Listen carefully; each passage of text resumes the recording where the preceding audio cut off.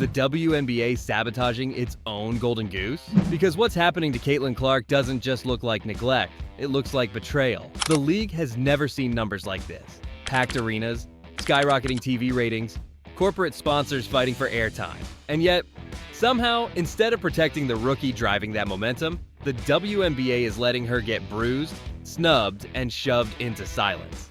And if you think that's just bad management, think again. This goes way deeper. Stephen A. Smith didn't hold back.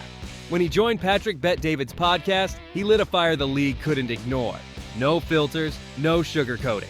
Just one brutal truth. You're mad because the white girl from Iowa is saving your league and you can't stand it.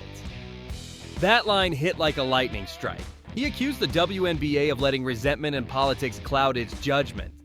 Caitlin Clark isn't just a player. She's the one keeping the lights on. And still, the league is tripping over itself trying to contain her spotlight instead of celebrating it. Let's rewind.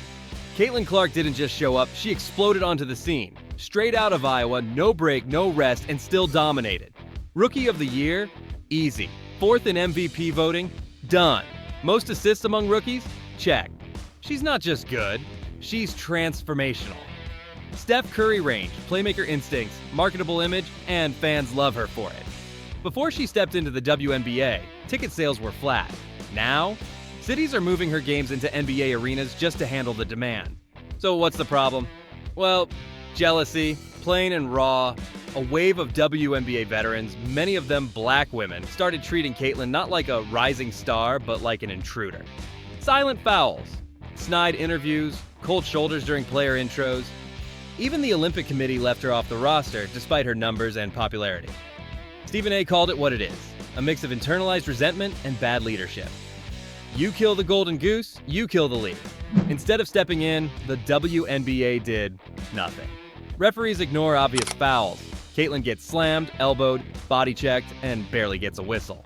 Meanwhile, the league stays quiet, acting like it's all just part of the game.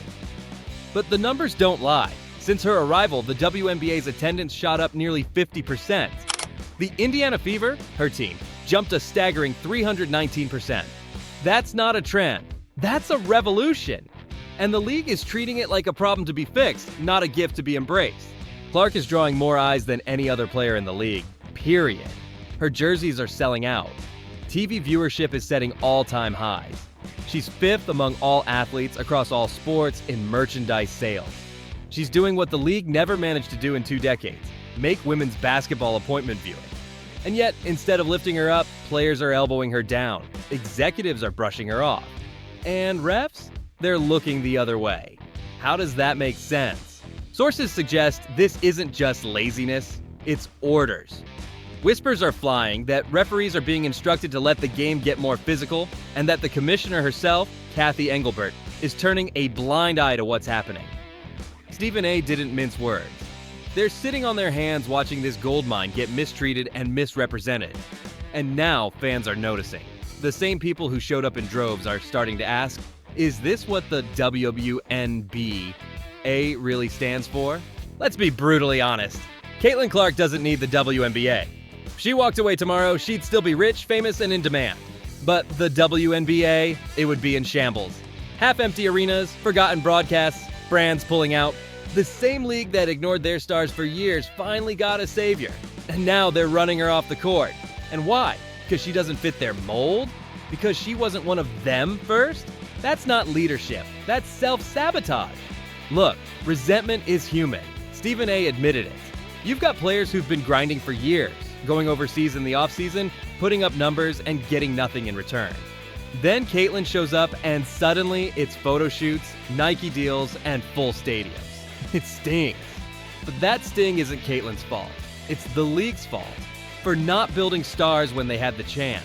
For not promoting greatness when it was right in front of them. Caitlin just showed what's possible. The WNBA has waited decades for a star like Caitlin Clark, someone who can grow the game, connect with fans, and drive real revenue. She's not just the golden goose, she's the future. But if the league doesn't wake up, if they keep letting jealousy, silence, and bad leadership win, then Caitlin won't be the one who loses. The league will. And when she flies away, there won't be another golden goose coming to save them.